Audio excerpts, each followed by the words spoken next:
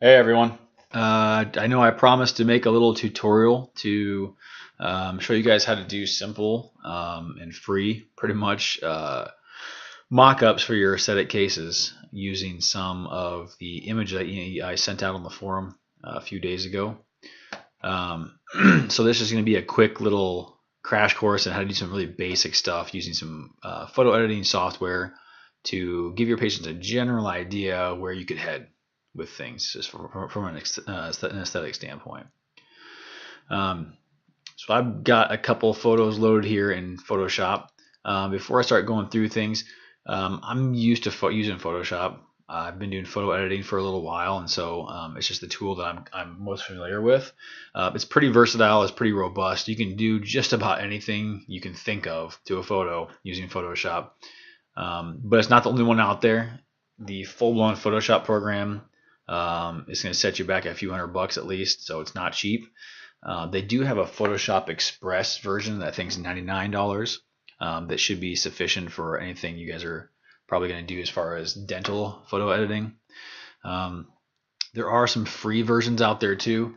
There's a freeware, like a shareware version of a program very similar to Photoshop, and it goes under the name of GIMP, G-I-M-P.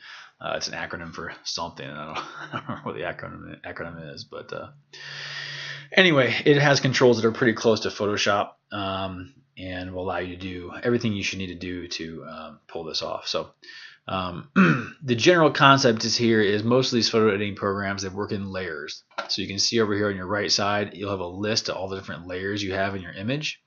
The little image files that we sent out over the forum, these ping files. The nice thing about these ping files is everything that's in the background of these is transparent. So if you drag this over a photo, all you're going to see is the image minus the background on top of it. So for example, if we pull this template here over this picture, it's going to drop it right there on top of the photo. And you can see that the lines that showed up in the photo are visible, but everything else is transparent, which is really nice and saves you a lot of editing work. I've gone ahead and made those black lines white. I think that shows up a little better on some of these photos. And I can also send this one out to you guys too if that'll be helpful. So I'm just going to click and drag and drop that over this one here, like so. You can see that on this right side, it threw this line template over our initial photo in a different layer here on the right side. So you can click with your left mouse button and just drag this around wherever you like to place it. You can see it's kind of surrounded by this little box outline with these little dots in the corners and on the sides. These are little handles you can drag to resize and change the proportions of this. You can see if I grab this corner and I start dragging up or down, see how it's elongating and stretching this out, so it's changing the proportion. Typically with something like this, we don't want to do that. We want to keep that golden proportion.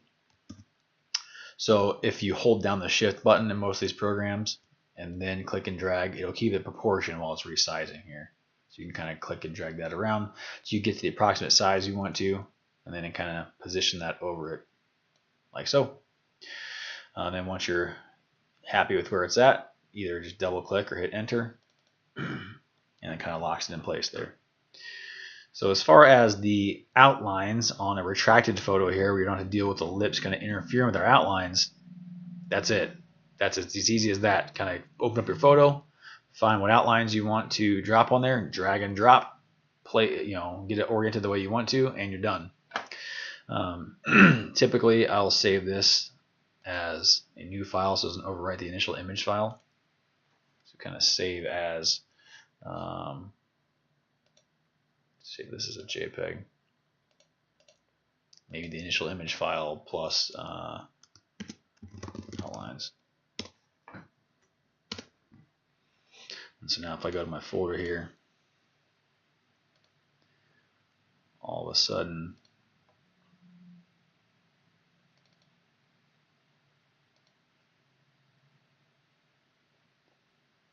I've got a photo here with the outlines on there. But let's say, this is nice and all, especially from kind of determining proportion and kind of showing how much tooth structure has been lost over time potentially. But what if we want to give the patient something that looks a little bit more like a natural smile, maybe give them a better idea of what things might actually look like when we're all finished. For that, we'll jump over to the photo that's not retracted, more of the natural smile. And this guy doesn't show a whole lot of teeth, but I think it'll still suffice for what we're up to here. One thing of note, when you open up any photo in Photoshop initially, you'll notice that in the layers listing over here, that the initial image often ends up being designated as the background. And this little lock over here is telling you that you can't really do a whole lot with this as the background. The main thing we can't do is reorder the layers. So all we're going to do is double click on that layer, and then we can rename it whatever we want to. I'm just going to leave it as layer 0 here and hit OK. And you see that lock goes away, which will come in handy here in a little bit. The big difference with this one over the one we did before is the lips are in the way. So we can't just drop those teeth right on top of here and expect it to look natural in the smile line, because they're obviously partially covered by the soft tissue. So what we are going to do is we are actually going to make a few layers, and we're going to cut out some of the soft tissue and layer that over the mock-up image. So I'll show you how we're going to do that here in a minute. So far, the only tool we've really been using is this move tool, this very top tool, which just allows you to just click something and move it around. We're going to get introduced to a new tool here. This one is called the polygonal lasso. So you're going to click that, and essentially what this does is if you click once, it makes a point, and you can drag this line in any direction, click to make another point, and you can do this in succession to select a shape. Okay, like that. In this case, we are going to select the upper lip to start. So we're going to start off the image, and we are going to make a series of dots, kind of like you would marginate in your Serac software, and just outline the lower portion of the upper lip here.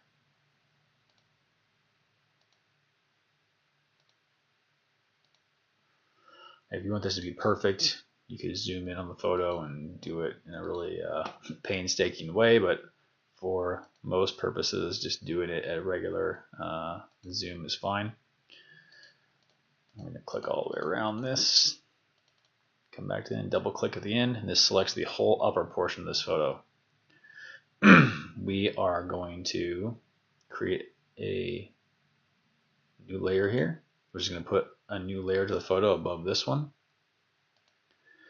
We're going to select the layer with our image. We're going to edit, copy what we selected, and then we're going to edit and paste it right back in the same spot.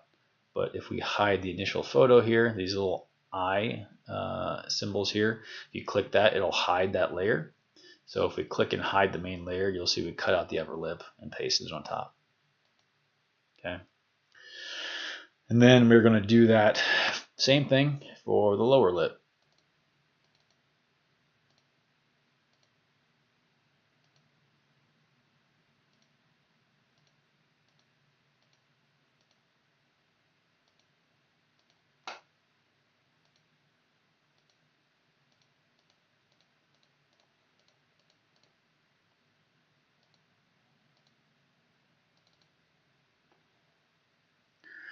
So we've got our lower lip selected now.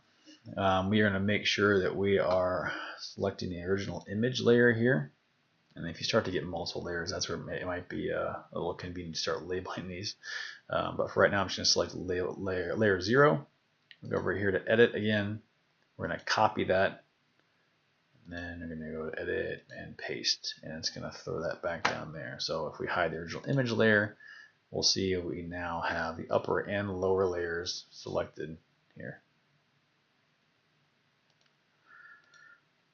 So the next thing we're going to do is we're going to go find our tooth template that we like.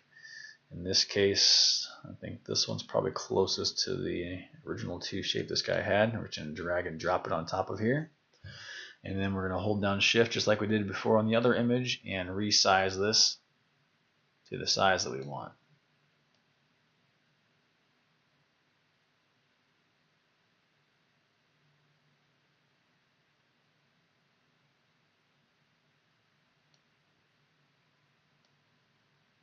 And you see as we drag this over here, this upper lip layer is above the tooth mock-up layer over here. That's why that's masking the upper portion of this.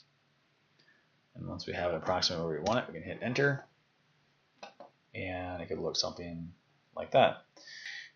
The other thing that I have toyed with a little bit is messing with the shade of these tooth mock-up photos. So I'm actually going to open up this tooth mock-up by itself in here in Photoshop. You can see that against this almost white or transparent background, this is probably a fairly light shade towards the lighter end, but it definitely looks a little darker. And so if we want to lighten things up, we can go over here to the image tab and go to adjustments and the brightness and contrast controls. And if you just raise the brightness on this, you can see that that brings the value up quite a bit. You can bring it up as much or as little as you want. But that would be a way to make things look a little lighter for the patient. I would probably do that before I dragged this on to the patient photo, just so that it's easier to only change the brightness and contrast of this versus the entire patient photo. So in that case, I would open it up by itself like I did here, change the brightness and contrast, click the move tool, and then you can actually just drag this onto the other photo here, like that. So you can see how much lighter that got just by playing with the contrast right there. So hopefully that's helpful. Feel free to let me know if there's anything else I can help walk you guys through. There are so many things that you could do with Photoshop that we didn't even scratch the surface.